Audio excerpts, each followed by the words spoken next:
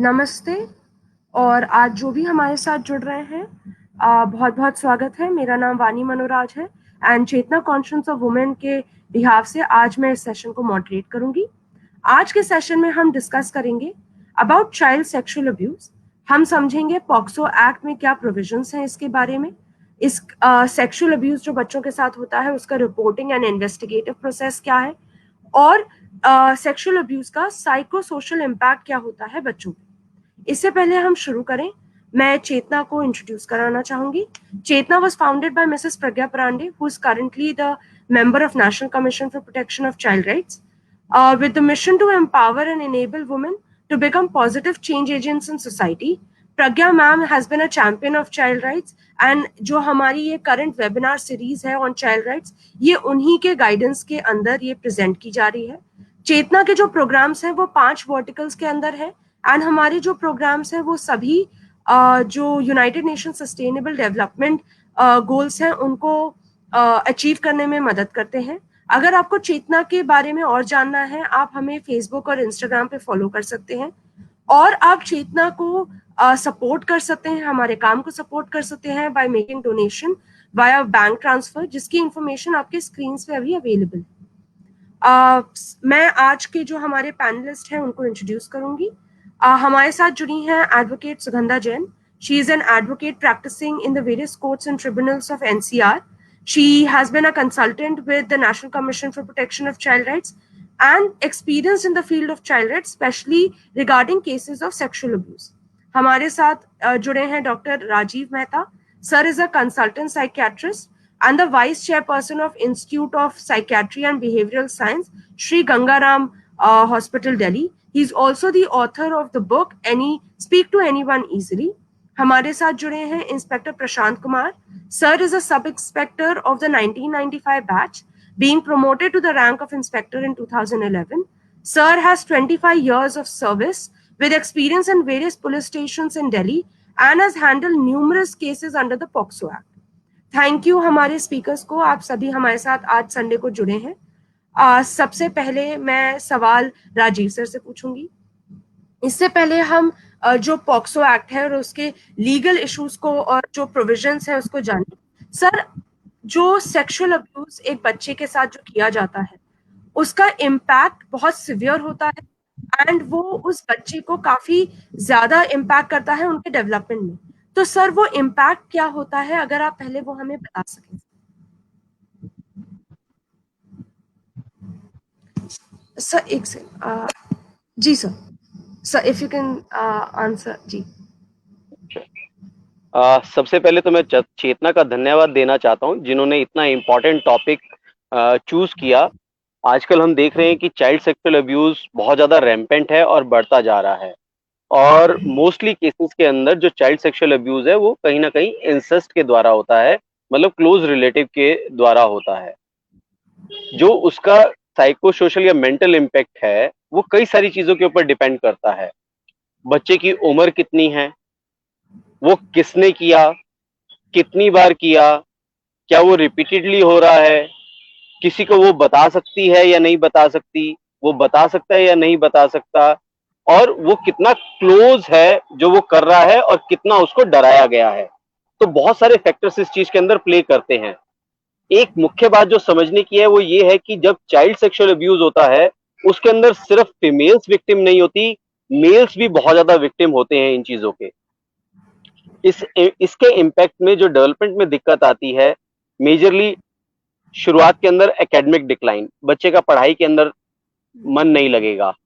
अगर स्कूल के अंदर अब्यूज हो रहा है तो स्कूल जाने से डरेगा, स्कूल फोबिया हो जाएगा, चुप रहने लगेगा, विड्रॉन रहने लगेगा, अपने आप को हर्ट करेगा, मारने की कोशिश करेगा।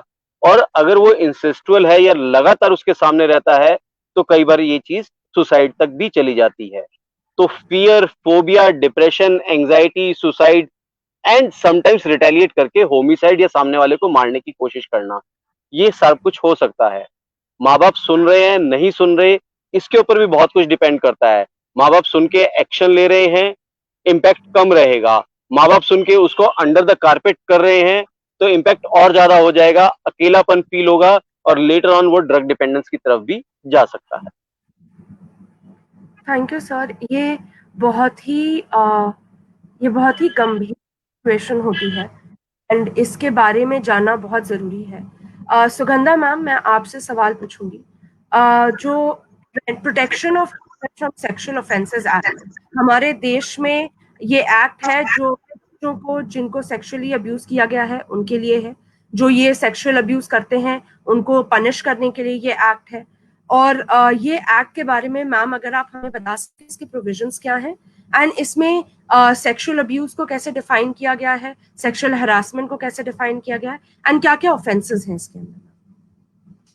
सो सेड वानी वेरी करेक्टली कि इसमें बहुत सारे ऐसे प्रोविजंस हैं। एंड जब पॉक्सो एक्ट बना था तो उसमें जो मेनली क्राइटेरिया है need of the POCSO act, और उसमें चाइल्ड का जो इंटरेस्ट है उसको पैरामाउंट रखा गया है। अगर आप पॉक्सो एक्ट पढ़ेंगे तो उसमें बहुत सारे ऐसे फीचर्स हैं जो पॉक्सो एक्ट में चाइल्ड के इंटरेस्ट को लेके बहुत ज्यादा हाईलाइट किया गया है उसमें, कि क्योंकि चाइल्ड सेक्सुअल अब्यूज, जैसे सर कह रहे हैं कि मेल चाइल्ड भी होते हैं, पर्टिकुलर सिचुएशंस में कई बार 377 थ्री अननेचुरल ऑफेंसेस में जाना पड़ता था, जो बहुत ज्यादा एड्रेस नहीं हो पाता था मेल चाइल्ड सेक्सुअल अब्यूज में। तो ये जेंडर न्यूट्रल है, इसमें ये वन ऑफ द फीचर्स है इसका। और इसके ट्रायल जो है वो साल भर में हो जाना चाहिए। विटनेस का जो एविडेंस है उसको लेने को लेके भी गाइडलाइंस हैं कि उसको मेंटल हरासमेंट नहीं होनी चाहिए, उससे बार बार ये पूछना नहीं चाहिए कि कैसे हुआ क्या हुआ। साइकोलॉजिस्ट एक्नॉलेजमेंट होना चाहिए, ट्रांसलेटर्स हैं, स्पेशल डिसेबिलिटी के लिए भी एजुकेटर्स हैं। तो ऐसे बहुत सारे प्रोविजंस हैं जो पॉक्सो एक्ट हाईलाइट करता है। फर्दर इसमें मेनली 5 ऑफेंसेस हैं as per the gravity of the situation, offences को डिफाइन किया गया है। जैसे अगर आप आगे जाएंगे तो उसमें है sexual assault, sexual harassment, aggravated sexual harassment, assault. तो ऐसे सिमिलर प्रोविजंस आईपीसी में भी थे, लेकिन चाइल्ड कॉन्सेंट्रेटेड नहीं थे, वो जनरली वुमेन ओरिएंटेड थे। तो वैसी सिचुएशंस में बहुत ज्यादा डिफिकल्टी होती थी। तो जैसे सेक्सुअल हरासमेंट है बेसिकली अगर कोई by way of gesture, stalking, ये सारी चीजें सेक्सुअल हरासमेंट में आ जाएगी। अगर सेक्सुअल असोल्ट है तो internal part of a child के उसमें क्या बोलते हैं, there are certain internal parts को टच करना, वो सारी चीजें आ जाएगी, जैसे मॉलेस्टेशन हो गया। एग्रीवेटेड में ये जनरली होता है कि जो फ्यूडिशरी कैपेसिटी में है, जो पब्लिक ऑफिशियल्स हैं, जो हॉस्पिटल्स में काम करते हैं, तो उनकी ड्यूटी ज्यादा बनती है, तो उन उन लोगों के ऊपर ज्यादा पनिशमेंट का क्या बोलते हैं एनहांसमेंट किया गया है।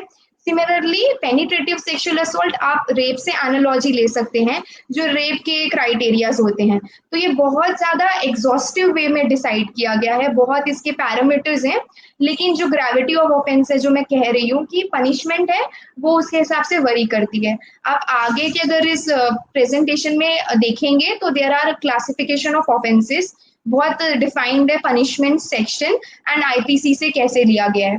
Further there is child pornography जो एड्रेस किया गया इसमें, जिसकी वजह से ट्रैफिकिंग होता है। अर्लियर हमको इससे बोरो करना पड़ता था आईटी एक्ट से 67 का एंड अदर ऑफेंसेस से, लेकिन अभी due to this POCSO coming into the action, ये मेनली चाइल्ड रिलेटेड ऑफेंसेस को एड्रेस करता है। जी, thank you so much ma'am. आपने जो एक्सप्लेन किया, जो आपने जो प्रेजेंटेशन भी दी है हमारी स्क्रीन पे है, जो हमारे व्यूअर्स हैं वो प्रेजेंटेशन को देख सकते हैं and we'll share the presentation later on as well. Prashant sir, मैं आपसे सवाल पूछना चाहूंगी। सर, आपने काफी केसेस हैंडल किए हैं ऑफ पॉक्सो एक्ट के अंदर, और सर अगर आप अपना एक्सपीरियंस हमारे साथ शेयर कर सकें।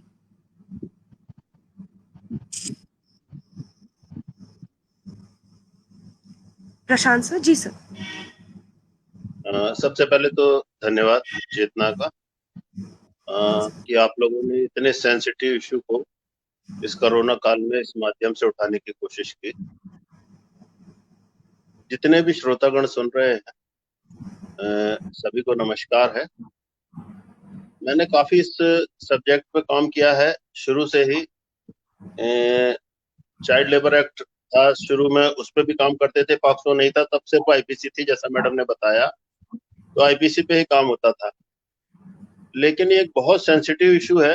डॉक्टर साहब बहुत ज्यादा समझ रहे होंगे कि ये ऐसा मैटर है जिस पे रिपोर्टिंग बहुत कम है अभी भी हिंदुस्तान में, जितना मैं समझ रहा हूँ, क्योंकि जो गरीब तबका है हिंदुस्तान का 30 to 40%, वहां पे ये बहुत ज्यादा है, और अभी भी वहां से रिपोर्टिंग बमुश्किल 10 से 20% है। आप ये मान के चलें कि 70% अभी भी गरीब तबके से रिपोर्टिंग नहीं है, क्योंकि इसकी मेन वजह ये है कि जो गरीब परिवार हैं वहां पे कमाने वाला मर्द ही है, और उस मर्द की कीमत बहुत ज्यादा है उस बच्ची से, बच्ची की उतनी कदर नहीं है। इसलिए जो भी इस तरह का कुछ घटनाएं होती हैं उनकी रिपोर्ट मदर करने नहीं देती। ये काफी सच है। डॉक्टर साहब ने बताया कि जो चाइल्ड एब्यूज होगा, जो पॉक्सो के केस होंगे, उसमें 95% टाइम जो एक्यूज्ड है वो नियर या डियर है, या तो ब्लड रिलेटिव है या नेबर है। जब ब्लड रिलेटिव की बात आती है तो रिपोर्टिंग का मैटर कम हो जाता है, जब फादर होता है तब रिपोर्टिंग कम हो जाती है। गरीब तबके में अभी भी लोग हैं कुछ जो शराब पीने के आदी हैं, शराब के नशे में कुछ गड़बड़ कर देते हैं और उसके बाद मदर रिपोर्ट करने नहीं जाती। कभी कभार कहीं से खबर आ भी जाए तो कॉफी हम काउंसलिंग करते हैं, कोशिश करते हैं कि मैटर रिपोर्ट हो, लेकिन उसके बाद भी नहीं हो पाता। रिपोर्टिंग के लिए वो बच्ची और उसके पेरेंट्स जरूरी हैं, उसके बिना पुलिस रिपोर्ट नहीं कर पाएगी। सिर्फ मेडिकल बिहाफ पे मैडम बताएंगे, एडवोकेट बैठी हैं मैडम, कि सिर्फ मेडिकल पे रिपोर्ट केस नहीं चल पाएगा जब तक कि बच्ची बोलेगी नहीं।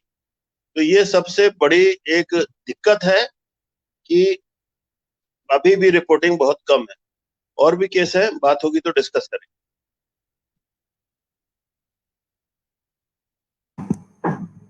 जी सर, ये बहुत ही इम्पोर्टेंट पॉइंट है क्योंकि 94.9% जो ऑफेंडर्स हैं वो विक्टिम को जानते हैं, और ये हम नहीं, ये NCRB national crime records bureau का डेटा है, जिससे ये पता लगा है कि 94.9% जो ऑफेंडर्स हैं वो अपने विक्टिम्स को जानते हैं, वो उनको उनके डियर रिलेटिव होते हैं, और जो विक्टिम्स हैं उसमें बच्चे जो हैं, कुछ लास्ट ईयर 2018 में कुछ 22,000 के आसपास बच्चों ने रिपोर्ट किए हैं केसेस, जिसमें से 229 वेर बॉयज। तो जैसे राजीव सर ने कहा कि ये जरूरी नहीं है कि लड़की के साथ ही हो, ये लड़के के साथ भी होता है। राजीव सर, मैं आपसे ये सवाल पूछना चाहूंगी कि जब ये कन्वर्सेशन बच्चों के साथ करना बहुत जरूरी है कि ये गुड टच बैड टच क्या होता है, और उनको प्रोटेक्ट करने के लिए उनको अवेयर करना, बच्चों को अवेयर करना कि ये होता है सोसाइटी में, ये आपके आसपास के लोग आपके साथ कर सकते हैं। तो ये कन्वर्सेशन एक कोई पेरेंट कैसे अपने बच्चे के साथ करे, उसको कैसे वो सीरियसली, वो पूरी सीरियसनेस के साथ समझाए, स्पेशली बॉयज को ये समझाना कि उनके साथ भी ये हो सकता है। देखिए, sexual issues have always been a taboo in Indian culture. Sex के बारे में कोई भी बात नहीं करना चाहता, और हेल्दी सेक्सुअल हैबिट्स के बारे में और अनहेल्दी सेक्सुअल हैबिट्स के बारे में कोई भी बात नहीं करना चाहता। बट जब से ये चीजें बढ़ी हैं, तकलीफ बढ़ी है, लोगों के सामने नजर आने लगी है, तब से गुड टच और बैड टच के बारे में बातें होने लगी हैं। अब गुड टच और बैड टच दो जगह इनकी इंपॉर्टेंस है जहां ये टॉपिक लिए जा सकते हैं, एक स्कूल क्लासेस और एक घर के अंदर।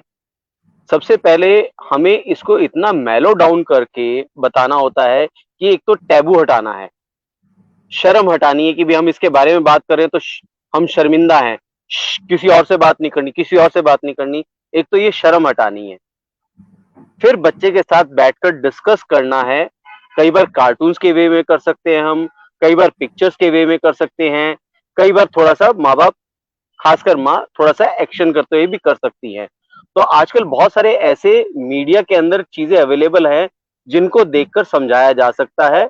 और बच्चा जब अपनी क्वेरीज पूछता है तो उसको डांटने की बजाय कि हट क्या बात कर रहा है तू, हट ऐसी बातें थोड़ी करते हैं घर के अंदर, उसको डांटने की बजाय उसको गहराई से लें और उसको समझाएं।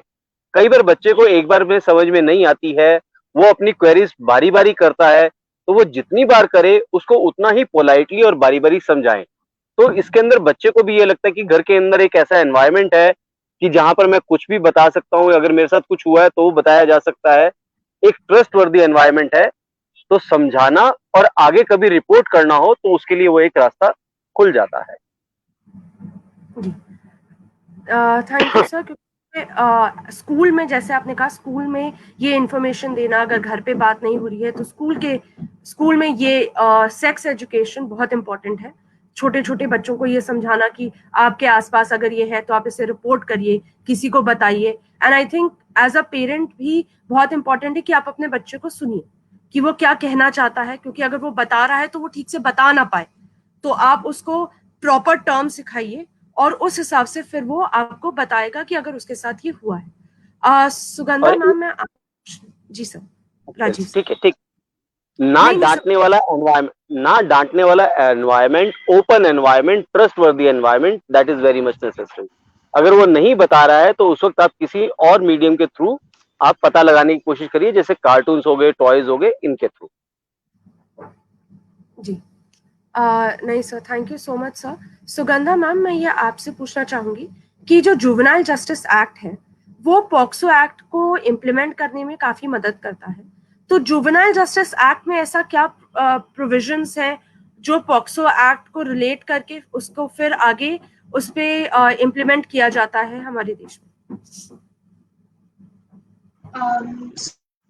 तो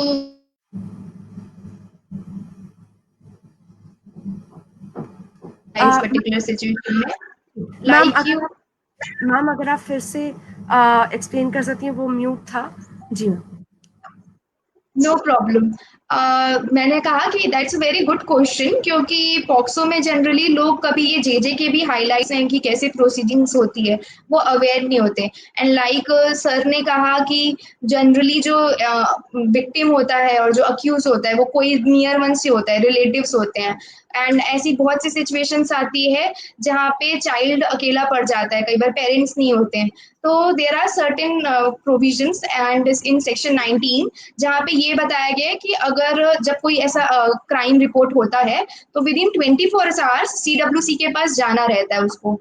एंड CWC ये असेसमेंट करती है बच्चे का कि क्या पोजीशन है, क्या स्टेटस है। And since POCSO rehabilitation and reintegration of a child को भी एनकरेज करता है, तो वैसे सिनारियो में CWC सेक्शन 31 ऑफ जेजे के एक्ट में अगर उनको लगता है तो वो चाइल्ड को शेल्टर होम भेज देती है। And there are terminologies as well कि child in needing care of protection and child in conflict of law. अगर माइनर ही सेक्सुअल अब्यूज के केसेस में if he is only committing the situation, तो वैसे केसेस में juvenile justice act came into the existent.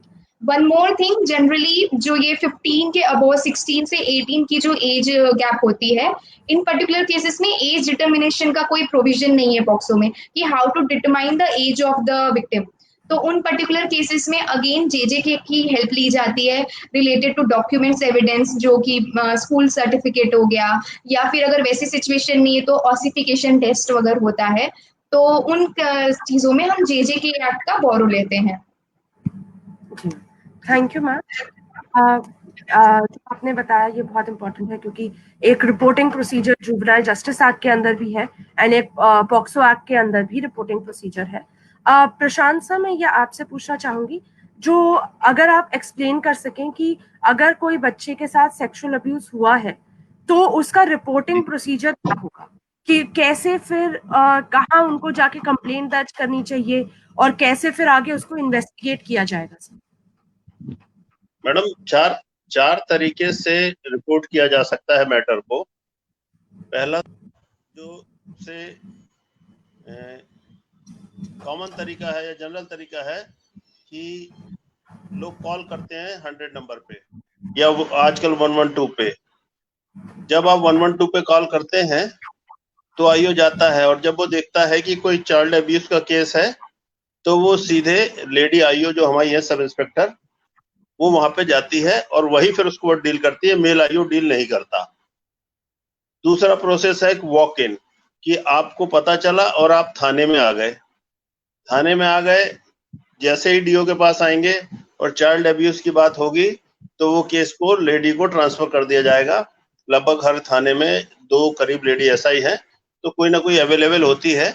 In between यदि नहीं है और टाइमिंग्स है तो कोई lady constable round the clock रहती हैं, तो वो उसके पास रहेगी, उसकी पेरेंट्स के, उसके मदर के साथ, और उसके बाद लेडी एसआई को बुला लिया जाएगा, जो टाइम लगेगा आधा 1 घंटा उसको घर से आने में, उसके बाद वही डील करेगी। तीसरा है, जो कई बार देखा जाता है कि बच्ची को ब्लीड्स हो गया या प्रॉब्लम हो गई और सीधे वो लेके गए हॉस्पिटल, और हॉस्पिटल में फिर जब डॉक्टर देखती है कि एमएलसी बनी, उसको लगा कि नहीं यार ये तो सेक्सुअल असॉल्ट है, तो वो उसकी एमएलसी बना देते हैं, मेडिकल लीगल केस बना के, और उसकी इंफॉर्मेशन हमें वहां से आती है, तो हमारी आईओ वहीं पे जाती है। वहां पे एक 1 स्पॉट सेंटर है, हर हॉस्पिटल में बना रखा है, गवर्नमेंट हॉस्पिटल में, तो बच्चा वहां रहता है, आगे की कार्रवाई वहीं पे सिस्टम के साथ होती है। तीसरा तरीका तो ये है। चौथा है कि वो कॉमन नहीं है और वो उस तरह का चलता भी नहीं है कि आप कंप्लेंट दे दें, डाक से भेज दें, फिर उसके बाद कोई आपके पास वॉक इन करके जाएगा आईओ। तो ये 4 तरीके हैं जिससे आप इस मैटर को रिपोर्ट कर सकते हैं।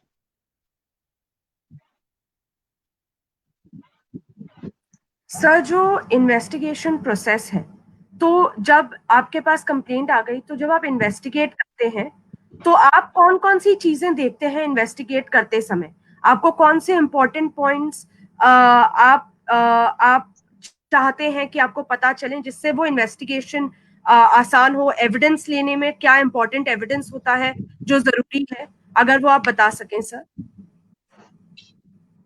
इन्वेस्टिगेशन जो प्रोसेस है, जैसे ही कोई विक्टिम आती है, जब भी कोई विक्टिम आती है तो सबसे पहले एनजीओ काउंसलर आती है। सबसे पहली चीज है उसकी काउंसलिंग। सबसे पहले हम उसकी काउंसलिंग करते हैं कि बच्ची थोड़ा सा कंफर्ट जोन में जाए, क्योंकि जिस समय आती है उसकी मानसिक स्थिति ऐसी नहीं होती है कि वो सारी चीजें बता पाए या सारी सच्चाई हमें बता पाए।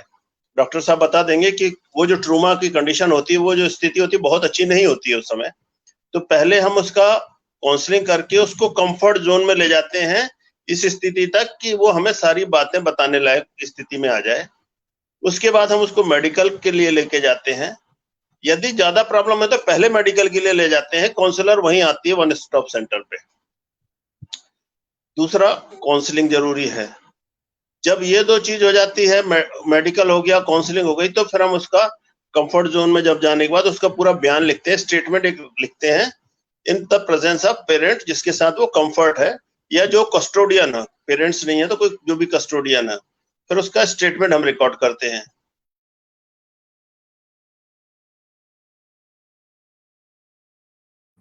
सर, आई थिंक कनेक्शन की वजह से उनका वो हमारे साथ, अच्छा फिर से जुड़ गए हैं जी, 1 सेकेंड।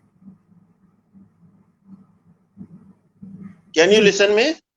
जी सर, जी सर, आप बता रहे थे कि वो पेरेंट के हाँ, तो सामने। जब मेडिकल हो जाता है, एफआईआर, जब हमने कंफर्ट जोन में जाके बयान करके उसका एफआईआर हमने लिख लिया, उसके बाद स्पॉट विजिट बहुत इंपॉर्टेंट है।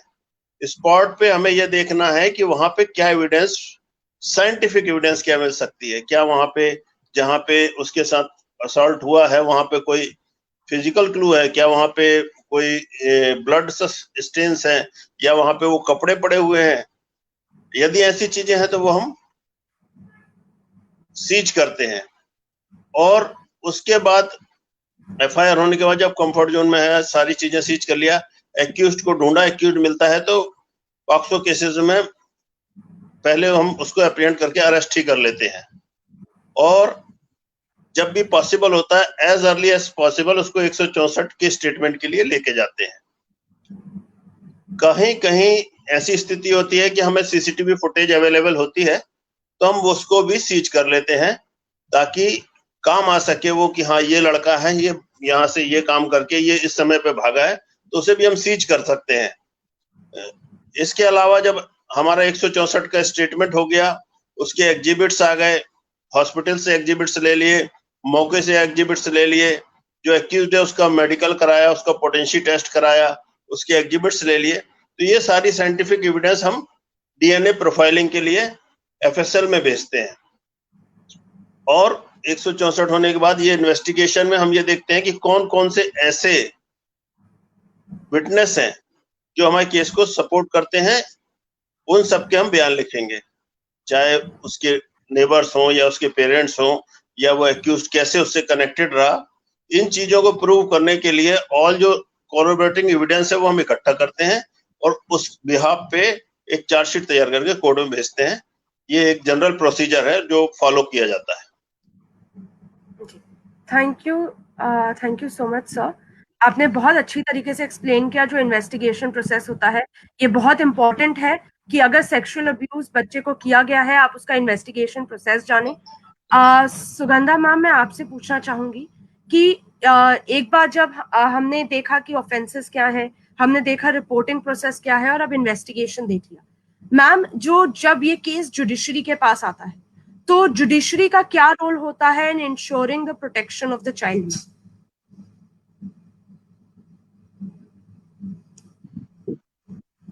एविडेंसेस हैं तो जनरली ये होता है कि जो फॉरेंसिक एविडेंस है, अगर क्राइम सीन में जाने से पहले पब्लिक चली जाती है तो फॉरेंसिक एविडेंस टैम्पर हो जाते हैं। चाइल्ड की क्या बोलते हैं जो विटनेस है वो लेना चाहिए, लेकिन एक ही बार में नहीं होता है, वो बार बार होता है, तो उस वजह से चाइल्ड बहुत ज्यादा ट्रॉमेटाइज हो जाता है। तो जुडिशरी को ऐसी सिचुएशन में बहुत सारी चीजों को ध्यान रखना पड़ता है कि वो चाइल्ड फ्रेंडली एनवायरनमेंट हो और वो उसको और बेहतर तरीके से कर सके और बार बार एडजस्टमेंट सीख ना हो। ये सारी चीजों को ध्यान में रखना जुडिशरी का काम होता है। And facts of the case के बेसिस पे बहुत सारी डिफिकल्टीज आती हैं जो हम आगे इंस्टेंसेस डील करेंगे, जो लिमिटेशंस आती हैं, तो वो भी एक बहुत बड़ा फैक्टर है। तो जुडिशरी को फैक्ट्स ऑफ द केसेस के बेसिस पे ग्रेविटी के ऊपर ज्यादा ध्यान देना पड़ता है कि जो चाइल्ड इंक्लिनेशन होना चाहिए, क्योंकि जो पॉक्सो एक्ट है वो जनरली प्रिज्यूम करके चलता है कि जो अक्यूज है that he is already guilty rather than otherwise. जो इनोसेंट अनटिल प्रूवन गिल्टी का जो कॉन्सेप्ट है, यहाँ पे उसका उल्टा कॉन्सेप्ट है, तो accused has to prove the otherwise. तो ये फैक्टर को भी जुडिशरी में सारी चीजों को ध्यान में रखना पड़ता है। आजकल प्रॉब्लम ज्यादातर ये आती है कि जो छोटे छोटे फैमिली डिस्प्यूट्स होते हैं, मैट्रिमोनियल डिस्प्यूट्स होते हैं, उनके केसेस में वो रिवेंज लेने लगते हैं पॉक्सो का एलिगेशन लगा के। तो उसका भी एक ये बहुत बड़ा ड्रॉबैक है, और इस वजह से जो जुडिशरी है जो एक्चुअल केसेस है उसको प्रॉपरली एड्रेस नहीं कर पाती है। तो ये सारी चीजें जुडिशरी को इंश्योर करनी रहती है कि वो उसका म्यूनिसिपलाइजेशन ना होने दे। जी, thank you ma'am. Rajeev sir, मैं आपसे पूछना चाहूंगी, जैसे Prashant sir and Sugandha ma'am दोनों ने कहा कि जो इन्वेस्टिगेशन रिपोर्टिंग जुडिशरी जब केसेस होते हैं तो वो बच्चे को ट्रॉमा रीलिव करना पड़ता है बार बार। तो सर, आप क्या सजेशन देना चाहेंगे आपके एक्सपीरियंस में, जो आपने देखा है कि ऐसा क्या steps judiciary, police officer, advocates, child welfare officers ले सकते हैं टू इंश्योर कि वो बच्चा प्रोटेक्टेड है और उसके साथ जो ये घटना हुई है इसका ट्रॉमा उसे बार बार ना रीलिव करना पड़े? ठीक है, सबसे पहले तो हमें ये समझना है कि हमें बच्चे के ऊपर ट्रस्ट करना है, चाहे वो लड़की है चाहे वो लड़का है, रादर देन कि हमें प्रूव करना है कि ऐसा हो सकता है, रादर देन कि डिफिकल्ट बनाना है कि ऐसा हुआ है या नहीं हुआ। देयर इज अ डिफरेंस कि ऐसा हो सकता है, ऐसा हुआ है या नहीं हुआ। जब हम दूसरे तरीके से बात करते हैं ऐसा हुआ या नहीं हुआ, तो कई बार हम बच्चे पे शक करने लगते हैं। तो बच्चे के ऊपर हमें ट्रस्ट करके चलना है। जो जैसा इंस्पेक्टर साहब ने कहा कि कस्टोडियन है, काउंसलर है, वो जनरली उसको एक्कम्पनी करे और वन पॉइंट टॉक हो, मतलब जो जिसके साथ बच्चा कंफर्टेबल है वही उसके साथ कन्वे कर रहे हैं, रादर देन कि बहुत सारे लोग उसको कन्वे कर रहे हैं, अलग अलग लोग कन्वे कर रहे हैं।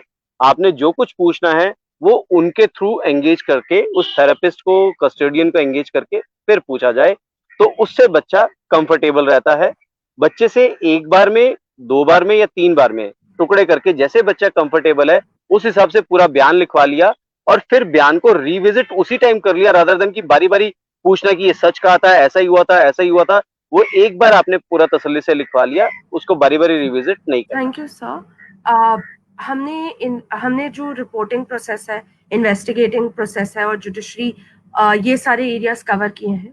अब मैं चैलेंजेस के बारे में बात करना चाहूंगी कि चाहे कितना भी अच्छा लॉ हो, उसको थियोरी में और उसके प्रैक्टिकल एप्लीकेशन में काफी अंतर होता है। तो प्रशांत सर, मैं सबसे पहले आपसे पूछना चाहूंगी कि आपके एक्सपीरियंस में आपको कौन कौन से चैलेंजेस फेस करने पड़ते हैं जब पॉक्सो के केसेस या पॉक्सो एक्ट को इम्प्लीमेंट करने में? तो ये सबसे बड़ा चैलेंज तो ये है कि बच्चे का फेथ जीतना और के पेरेंट्स को इस बात के लिए तैयार करना कि हमें ये मैटर रिपोर्ट करना है और हॉस्टाइल नहीं होना। हॉस्टाइल मतलब इस बात पे जो सच्चाई है उस बात पे हमें रुकना है। हमें सिर्फ इस सेंटिमेंट्स के आधार पे एक्यूज्ड को नहीं छोड़ देना कि उस होता है ये कि जैसे अब सामने वाली है, उसके बच्चे ने सेक्सुअल असॉल्ट किया है, तो उसकी माँ आके रोने लगती है बच्ची की माँ के पास कि जी मेरा बच्चा जेल चला जाएगा, जी गलती हो गई, आप पीट लो, ये हो वो हो। तो वो सेंटिमेंट्स में, हिंदुस्तान में सेंटिमेंट्स का बड़ा महत्व है। तो उस सेंटिमेंट्स में वो बोलती है अच्छा चलो जाने दो, अब जो हो गया सो हो गया। वो हो गया से हो गया वाली चीज जो है उस बच्चे को बहुत ज्यादा नुकसान पहुंचाती है, उस बच्ची को, या बच्चा हो भी हो सकता है। और जो है उस स्थिति में पुलिस को अपना केस प्रूव करना भी बड़ा मुश्किल हो जाता है, या जो कल्प्रिट है, जो एक्यूज्ड है, जो गलत है, जो आगे भी गलत कर सकता है, उसको सजा दिलाना बड़ा कठिन हो जाता है। क्योंकि सजा, एक्यूज्ड को सिर्फ केस रजिस्ट्रेशन से कोई समस्या हल नहीं होने वाली है। समस्या तब हल होगी जब जो लोग ऐसे काम करते हैं उनको एग्जम्पटरी पनिशमेंट मिलेगा। तो उस केस को बचाने के लिए हमें बड़ा दिक्कत का सामना करना पड़ता है। इसके अलावा एक बहुत दिक्कत आती है, डॉक्टर साहब बताएंगे, जो बच्चे मेंटली थोड़े से रिटायर्ड हो या मेंटली रिटायर्ड नहीं है लेकिन बोल सकने में या अपनी बात बता सकने में बड़े असमर्थ है। अभी भी हम फेस कर रहे हैं, एक केस हमारा कोर्ट में चल रहा है इसी थाने का, जो अभी का नहीं है, अभी से पहले का है। और उसमें बच्ची के साथ जो असॉल्ट है उसके फादर ने किया हुआ है, मैटर रिपोर्ट उसकी माँ और बहन ने किया हुआ है, उन सबके बयान है फाइल पे, लेकिन वो बच्ची एक्सप्लेन नहीं कर पाती। हमने काफी उसको मेंटल मतलब इभास के जो साइकोलॉजिस्ट है उनसे भी कोशिश की बयान कराने की, या जो डीप और डंप होते हैं उनसे भी कोशिश की बयान कराने की, लेकिन बयान उसका हो नहीं पा रहा। क्योंकि जो काउंसलर या जो एजुकेटर बयान लिखता है वो अपनी तरफ से लिखता है कि जी मुझे ऐसा ऐसा पता चला, ऐसा ऐसा बताया, जिस बात को कोर्ट मानती नहीं है। कोर्ट बोलती है इसको मैं बयान नहीं मान सकता। तो ये एक बहुत बड़ा चैलेंज आता है आयु के लिए, क्योंकि उसे बहुत परेशान होना पड़ता है और कोई समाधान इस समस्या का नहीं दिखता है। सिर्फ वो मेंटल रिटायर्ड नहीं है जब, और बोल सकने में असमर्थ है या बातों को बता सकने में असमर्थ है, या इस तरह बोलती है जो समझ में नहीं आ सकती। तो इस तरह की बहुत समस्याएं हैं। तो हमारे सिस्टम में दिक्कत है, हमारे जो सामाजिक ढांचा है उसमें थोड़ी सी दिक्कत है, इसलिए दिक्कतें हमें आती। थैंक यू सर, ये आपने बहुत इंपॉर्टेंट बात कही कि जब हम सेक्सुअल अब्यूज के बारे में बात करते हैं तो हम ये भूल जाते हैं कि जो सबसे ज्यादा वनरेबल होते हैं, जो बच्चे बोल नहीं पाते, जो बच्चे मेंटल इलनेस के थ्रू जा रहे हैं, वो ज्यादा वनरेबल हो जाते हैं ये सब के लिए, क्योंकि उन्हें उनके ऑफेंडर्स को पता है कि विक्टिम्स बता ही नहीं पाएंगे उनके साथ क्या हुआ है। तो ये बहुत इंपॉर्टेंट है सर जो आपने ये बात कही। सुगंधा मैम, मैं आपसे पूछना चाहूंगी कि आपने जो एक्सपीरियंस किया है, आपने जो केसेस देखे हैं, उसमें आपको कौन कौन से चैलेंजेस दिखते हैं इम्प्लीमेंटेशन में पॉक्सो एक्ट के? थैंक यू वाणी। मैं सर की बात का मतलब उसमें और ऐड ऑन करना चाहूंगी प्रशांत सर की बात का पहले, फिर I will go further. Sir ने बहुत सही कहा कि बच्चा नहीं बता पाता, और एक इसमें समस्या ये भी होती है कि बच्चे को यही नहीं पता होता कि उसके साथ हुआ क्या है, या he is in that particular stage. अगर आप अंडर 12 एजेस की बात के बच्चों की बात करेंगे तो उन सिचुएशन में बच्चे को नहीं पता कि उसके साथ क्या हुआ है, तो उसको ही नहीं पता तो वो बताएगा कैसे। एंड वो उसी के लिए स्कैरी हो जाता है। तो ऐसी सिचुएशंस में हमको सेंसिटाइजेशन के साथ उस बच्चे को अप्रोच करना पड़ता है। ये बहुत दिक्कत आती है एंड बहुत टाइम के साथ हम उससे अलग अलग तरीके से पूछते हैं जो पर्सन उस कॉन्फिडेंस में है, एंड फिर बहुत मुश्किल से बच्चा बताता है। तो ये बहुत बड़ी प्रॉब्लम आ जाती है। तो इन पर्टिकुलर केसेस में प्रॉब्लम है, लेकिन डिस्ट्रिक्ट जज है जो हैंडल कर रहा है केस, या पब्लिक प्रोसिक्यूटर है, इनको प्रोएक्टिव मैनर में देखना पड़ेगा कि बच्चे की जो बाकी सर्कमस्टेंशियल एविडेंस है वो क्या बोल रहे हैं, जैसे सर ने कहा, एंड ये बहुत इम्पोर्टेंट है। उसके अलावा जो मैंने फेस की डिफिकल्टीज, वो तो इम्प्लीमेंटेशन में डिफिकल्टीज बहुत सारी है कि इनकम्पिटेंसी है, क्या बोलते हैं, पुलिस ऑफिसर्स में या लॉयर्स में भी, पब्लिक प्रोसिक्यूटर अपॉइंटमेंट है, सारी प्रोविजन सारे पॉक्सो एक्ट में सारी चीजों को लेके दिया गया है, लेकिन येट उसका हो नहीं पाता है। सेक्शन 35 क्लियरली बोलता है कि 30 डेज के अंदर बच्चे का एविडेंस रिकॉर्ड हो जाना चाहिए, because he is very fragile. उसको मतलब वो उसकी मेमोरी भी भूल जाएगा, या उसको बार बार रिलीव ना करना पड़े, क्योंकि मेन यहाँ पे सारी चीज देखनी रहती है, rehabilitation, reintegration of a child, ताकि वो इस चीज से बाहर आए, ये भी देखना होता है। पर 30 डेज के अंदर नहीं होता। साल भर में ट्रायल कंप्लीट हो जाना चाहिए, लेकिन साल भर में ट्रायल कंप्लीट नहीं हो पाता। मैंने पहले भी बताया कि एडजर्नमेंट ले लेते हैं, फॉरेंसिक एविडेंस आने में डिले हो जाता है, सर बहुत सारी चीजें, आगे जाके अपील हो जाती है, तो उसका कंक्लूजन नहीं हो पाता, एंड चाइल्ड जो है बार बार मेंटल ट्रॉमा के उससे जाता है। कहते हैं हम कि एक ही बार एविडेंस लेना है या 2 या 3 बार ही उसको कोर्ट में बुलाना है, बट इन रियलिटी उसको बार बार बुलाया जाता है, और उसकी वजह से उसकी टेस्टिमोनी में भी फर्क आ जाता है। तो ये सारी चीजें हैं जो हमें एड्रेस करने की बहुत ज्यादा रिक्वायरमेंट है। फर्दर मोर मेरा सजेशन ये है कि जो एज ग्रुप है, there is an urgent need कि जो 18 तक की एज ग्रुप है, तो बच्चे की जो मनोस्थिति है वो अलग अलग है, और मैं राजीव सर को भी बोलूंगी कि कुछ करिकुलम ऐसा एस्टैब्लिश होना चाहिए कि स्पेसिफिक एज ग्रुप के लिए, क्योंकि जो 12 साल के बच्चा है और जो 18 साल का बच्चा है, जो 4 साल का बच्चा है, इसमें बहुत फर्क है, मेल में बहुत फर्क है, फीमेल में बहुत फर्क है। तो वैसी सिचुएशन में स्कूल्स में, कॉलेजेस में पेरेंट्स को ये चीजें एड्रेस करनी पड़ेगी। एक्चुअली में दिस इज अ टैबू कि अगर किसी बच्चे को किस किया जा रहा है, उसे टच किया जा रहा है, तो वो रिलेटिव्स के लिए बहुत नॉर्मल है, लेकिन अगर उस चीज के बारे में बात की जा रही है तो लोग उसके बारे में आज भी बात नहीं करना चाहते हैं। तो ये सारी प्रॉब्लम्स आती हैं। जी, thank you ma'am.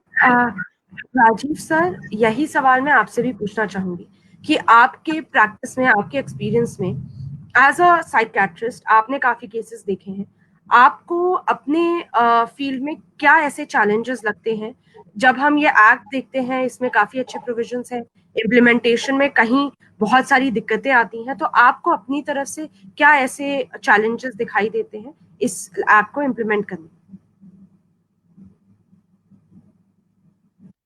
Prashant ji ने और सुगंधा मैम ने सब कुछ बहुत अच्छे तरीके से सब कुछ एक्सप्लेन किया है। मैं जो अब तक एक्सप्लेन हुआ है वो एक्सप्लेन हुआ है जहां पर हमारे पास फिजिकल मैनिफेस्टेशंस हैं, जो सीवियर केसेस हैं। जो सीवियर केसेस नहीं हुए, जहां पर फिजिकल मैनिफेस्टेशंस नहीं हुए, मान लो सिर्फ किस किया है, ओरल सेक्स किया है, पोर्नोग्राफी दिखाई है, इनअप्रोप्रिएट टच किया गया है, यहाँ पर ऐसे एविडेंस मिलते नहीं। तो ऐसी चीजों के अंदर उसको प्रूव करना बड़ा मुश्किल हो जाता है। चलिए, प्रूव करना तो एक बार लॉयर और पुलिस का काम हो गया। अब हमारे पास जो जनरली केसेस आते हैं वो या तो गायनकोलॉजिस्ट के पास आते हैं, या साइकेट्रिस्ट के पास आते हैं, चाइल्ड स्पेशलिस्ट के पास आते हैं। पॉक्सो ये कहता है कि जैसे ही आपको पता लगे आपको रिपोर्ट करना है। अब वो कैसे रिपोर्ट करना है, आपको पेरेंट्स से लिखवाना है, उसी टाइम 112 को कॉल करना है, ये सारे स्टैंडर्ड ऑपरेटिंग प्रोसीजर्स कहीं पर भी क्लियर नहीं है। अब आप बुलाने लगते हो उस वक्त, जैसे सर ने बोला, प्रशांत सर ने, कि पड़ोसन है, माफी मांगने लग जाएगी, उस वक्त यहाँ पर ये लोग मना करने लग जाएंगे। डॉक्टर को अपनी पर्टिकुलर प्रैक्टिस छोड़कर, डॉक्टरी छोड़कर, उस वक्त फिर आपको एक लॉ अबाइडिंग सिटीजन बनना पड़ता है। तो वो जो स्टैंडर्ड ऑपरेटिंग प्रोसीजर्स हैं for doctors, they are not there, कि कैसे रिपोर्ट करना है, कब रिपोर्ट करना है, पुलिस को कॉल करना है, पुलिस वाले आएंगे तो क्या क्या लिखना है, वो सारी चीजें जहां रेप हुआ या सीवियर सेक्सुअल असॉल्ट हुआ वहां तो वो एग्जिस्ट करती हैं, बट जो क्लिनिक के ऊपर आते हैं, वन मैन क्लिनिक है, वहां पर आते हैं, उसके लिए वो चीजें नहीं है। कई बार क्या होता है कि कंसेंशुअल सेक्स होता है, पर 18 साल से कम अगर कॉन्सेंशुअल सेक्स हुआ उसको भी पॉक्सो कहा जाता है। वहां पर कैसे रिपोर्ट करें, कैसे नहीं करें, ये बहुत बड़ी डिफिकल्टी है। कई बार जब बयान बदल जाते हैं, एक्यूज ने आज तो कह दिया कि कर दो जी, पर बयान बदल जाते, 4 दिन बाद कहते हैं कि आपने हमारा माइंड वॉश किया था और जबरदस्ती कराया है। 4 लोग आकर डॉक्टर के ऊपर खड़े हो जाते हैं, या फिर एक्यूज को पता लगता है कि डॉक्टर ने आगे कंप्लेंट कराया है, सॉरी विक्टिम को पता लगता है, आई एम सॉरी, पहले विक्टिम वाले आ जाते हैं, फिर एक्यूज वाले सारे आ जाते हैं कि डॉक्टर तेरी तो हम ऐसे करेंगे, we will beat you, we will do this, we will do this. तो उस वक्त जो सॉफ्ट सेक्सुअल अब्यूजेस हुए हैं उसको रिपोर्ट नहीं हो पाते हैं, और डॉक्टर भी डायलेमा में होता है कि मैं करूं या ना करूं, करूं तो कैसे करूं। वो स्टैंडर्ड ऑपरेटिंग प्रोसीजर्स बनने भी बहुत जरूरी है। थैंक यू सर, ये आपने बहुत इंपॉर्टेंट बात कही है कि जो केसेस रिपोर्ट नहीं होते हैं और बाद में बच्चे जब साइकियाट्रिस्ट या साइकोलॉजिस्ट के पास होते हैं तब जाके जो इन्फॉर्मेशन निकलती है, तो डॉक्टर पे एक बहुत बड़ी ड्यूटी बन जाती है उसको रिपोर्ट करना, लेकिन फिर एज पेशेंट जो है उसका भी ध्यान रखना पड़ता है। तो ये सारी चीजों के बारे में काफी इस पे काफी काम तब तक टाइम गैप भी बहुत हो जाता है। कई लोग हमारे पास ऐसे आते हैं जिनका सेक्सुअल अब्यूज आज से 5 साल पहले हुआ है, अब वो 25 साल के हो गए हैं, अब वो रिपोर्ट करना है नहीं करना, टाइम गैप भी बहुत हो जाता है, तो ऐसे में बड़ी दिक्कत होती है डॉक्टर के लिए। जी सर, थैंक यू सर, ये आपने हमारे साथ शेयर किया। मैं सुगंधा मैम, मैं आपसे पूछना चाहूंगी कि आप क्या रिकमेंडेशंस देंगी, क्या ऐसे चेंजेस किए जा सकते हैं जिससे पॉक्सो एक्ट का इम्प्लीमेंटेशन और अच्छा हो सके।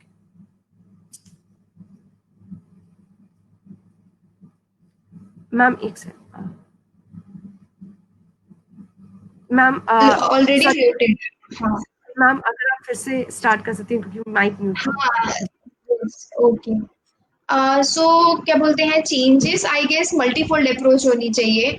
सबसे पहले तो प्रोएक्टिव होना पड़ेगा हमको, इनफैक्ट जो पेरेंट्स हैं उनको प्रोएक्टिव होना पड़ेगा। अगर कोई बच्चा सिर्फ कोई स्टॉक कर रहा है, कोई इधर उधर की बात कर रहा है, हमें तभी से, क्योंकि रूट प्रॉब्लम जहाँ से स्टार्ट हो रही है, अगर हम उस समय इग्नोर कर रहे हैं तो बाद में जाके देयर आर केसेस जहाँ पे ऐसा हुआ है कि फिर उसके बाद वो बड़ा रूप ले लिए हैं। आई केम अक्रॉस वन केस जहाँ पे स्कूल था एंड वहाँ पे बाहर जो थे जो बॉयज थे, बहुत सारे पहले एक लड़का छेड़ता था, उसके बाद वहां 10 लड़के छेड़ने लगे वहां पे, एंड कोई लेकिन आकर रिपोर्ट नहीं करना चाह रहा था बच्चों को, मतलब बच्चे आके रिपोर्ट नहीं करना चाह रहे, पेरेंट्स एनकरेज नहीं करना चाह रहे, वही कि कोर्ट जाना पड़ेगा। जो सर बोल रहे हैं कि सीवियर केसेस में तो एक अलग प्रॉब्लम आती ही है, हम जो थोड़ी कम सीवियर केसेस होते हैं जहाँ पे सिर्फ हरासमेंट हो रहा है, हम बोलते हैं कि इतनी कोई बहुत बड़ी बात नहीं है, तो ये जो हमारा टेम्परामेंट है उसको चेंज करने की जरूरत है कि वो it may be a step to certain very dark face of a person. And ये भूलना नहीं चाहिए हमको कि जो बच्चा है, अगर एक बार, हमारा स्टैटिस्टिक्स भी बोलता है कि क्या बोलते हैं, एक ना एक बार बच्चा चाइल्ड हरासमेंट का शिकार हुआ होता है, एंड उन सिचुएशन में उसको जो इफेक्ट है उसका वो लॉन्ग टर्म के लिए हो जाता है, उसकी ओवरऑल डेवलपमेंट में बहुत ज्यादा फर्क आता है। तो ये सारी चीजों को देख के हमको जो कैजुअल अप्रोच है जो सोसाइटी की, उसको लेके सेंसिटाइजेशन करना पड़ेगा।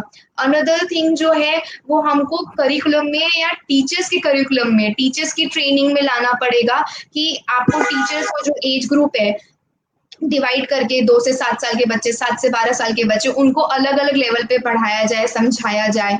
तो ये बहुत ज्यादा इश्यूज हो गए हैं। सर ने कंसेंशुअल सेक्स की भी बात बताई, चाइल्ड पोर्नोग्राफी भी है। अगर अब बच्चा खुद से क्या बोलते हैं अपनी फोटो ले रहा है, तो अभी जो सोशल साइट्स हैं इनको लेके, तो कोई इसको लेके कोई चेक एंड बैलेंसेस नहीं है, एंड ये छोटा रूप ही बड़ा रूप लेता है आगे जाके। तो हमें ये सारी चीजों को स्ट्रांगली एड्रेस करना पड़ेगा।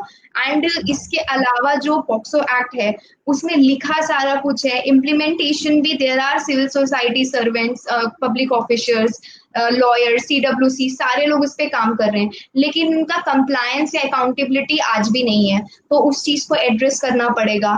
तो ऐसे बहुत सारी चीजें हैं, मल्टीपोल्ड अप्रोच अपनानी पड़ेगी सेंसिटाइजेशन में, अलग अलग स्पेसिफिक ग्रुप्स के लिए ट्रेनिंग ऑर्गेनाइज करनी पड़ेगी।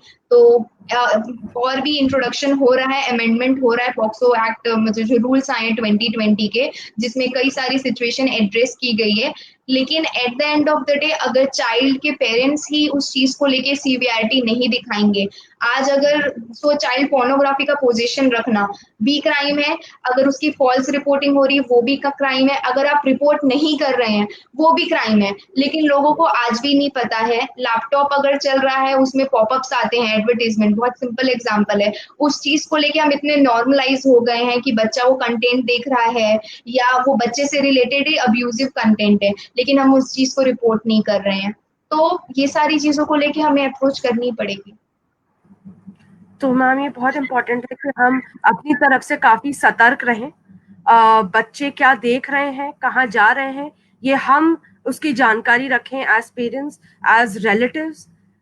मैं राजीव सर से आपसे सवाल पूछना चाहूंगी कि सर आपकी तरफ से क्या रिकमेंडेशंस है एंड आप क्या मैसेज देना चाहेंगे हमारी ऑडियंस को सर? देखिए, सोसाइटी के हर वर्ग को हमें इम्पैक्ट करना है, सेंसिटाइज करना है। जैसा कि पूरा हमारा जो वेबिनार हुआ उसके अंदर से कुछ एक चीजें निकल कर आई, कुछ एक स्टैंडर्ड ऑपरेटिंग प्रोटोकॉल्स होने चाहिए जो ईज होना चाहिए, जहां जहां से रिपोर्ट होना, चाहे वो डॉक्टर्स हैं, चाहे वो एनजीओ हैं, चाहे स्कूल्स हैं, सबके लिए एक स्टैंडर्ड ऑपरेटिंग प्रोटोकॉल्स होने चाहिए जिसके अंदर कोई कंफ्यूजन ना हो कि इस तरीके से करना है। जो रिपोर्ट कर रहा है उसकी प्रोटेक्शन की जिम्मेदारी भी गवर्नमेंट की होनी चाहिए और मिसयूज ऑफ लॉ को भी हमें प्रिवेंट करना है। जैसे कि अभी बीच में बात आई कि कई लोग मिसयूज करते हैं अपने स्कोर सेटल करने के लिए, उसको भी प्रिवेंट करने के लिए पर्टिकुलर सेट ऑफ प्रोसीजर्स होने चाहिए। और अवेयरनेस सबसे ज्यादा जरूरी है, जैसे सुगंधा मैम ने कहा कि awareness is the must, it is the key. जी सर, थैंक यू सर।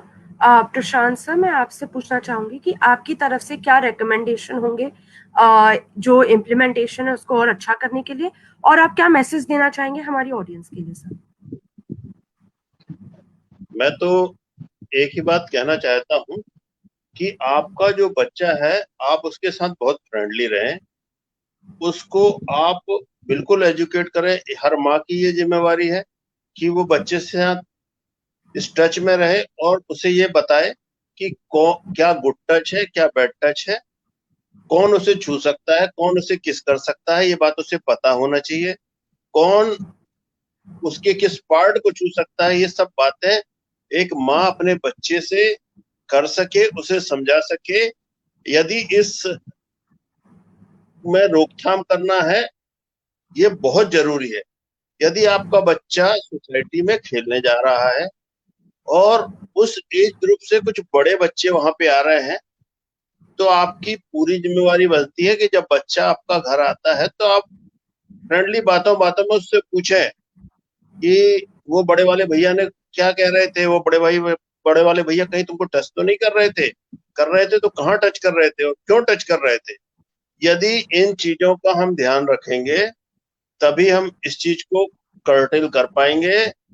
और यदि ऐसा कुछ होता है, अगर हम उसको रिपोर्ट करेंगे तब कहीं जाके समाज में एक अच्छा मैसेज जाएगा। ये मैसेज जाएगा कि हम जागृत हैं, हम अपने बच्चे की सुरक्षा के प्रति जागृत हैं और जो है समाज में एक अच्छा सुधार आएगा, ऐसा मुझे लगता है। धन्यवाद। जी, थैंक यू सर। हमारा ये वेबिनार में हमने काफी पॉइंट्स डिस्कस किए हैं। 2-3 पॉइंट में फिर से दोहराना चाहूंगी। आप पहले अपने बच्चों से, पेरेंट्स या रिलेटिव्स, अगर आपके भाई बहन हैं तो आप सभी, ये सबकी जिम्मेदारी बनती है कि सभी छोटे बच्चों को बताएं कि गुड टच, बैड टच क्या होती है, उनको सही शब्द सिखाएं। कई बार ऐसा होता है कि उन्हें कोई और शब्द सिखाया जाता है और वो कहीं जाते हैं और बताने की कोशिश करते हैं कि हमें यहाँ पे छुआ गया, लेकिन वो सही शब्द नहीं यूज कर रहे, तो दूसरे इंसान को भी नहीं पता चल पाता कि ये इस बच्चे के साथ क्या हुआ है।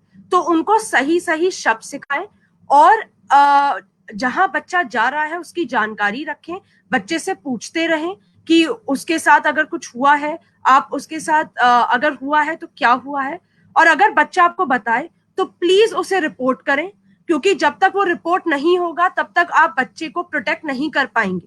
वहां पे अगर कोई ऑफेंडर है जो बच्चे के साथ गलत व्यवहार कर रहा है, गलत जगह छू रहा है, ये बहुत जरूरी है कि उसको पकड़ के उसको सही सजा मिले और बच्चे को ये पता चले कि अगर उसके साथ कुछ होता है तो उसको जस्टिस मिलेगी। एग्रीड, वो प्रोसेस थोड़ा लंबा होता है, लेकिन बच्चे को ये जानना जरूरी है। तो प्लीज आप सभी अपने बच्चों को सही इंफॉर्मेशन दें, सही तरीके से समझाएं, और अगर ऐसा हो तो वो रिपोर्ट करें।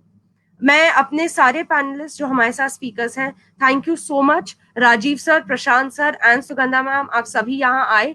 आज संडे हमारे साथ आपने इतने इम्पोर्टेंट इशू पे हमारे साथ डिस्कशन किया है।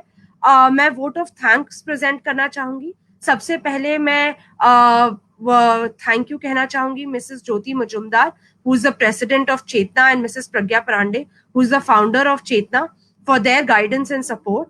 I would then wish to thank our speakers जो हमारे साथ आज जुड़े हैं। उन्होंने इतना अच्छा डिस्कशन किया, हमें इतनी सारी इंपॉर्टेंट बातें बताई, एंड आई होप आप सभी को जो बातें कही गई हैं आज इस वेबिनार में, आप सभी को वो समझ आई हैं, एंड आप उसको आगे बाकी लोगों को भी बताएंगे।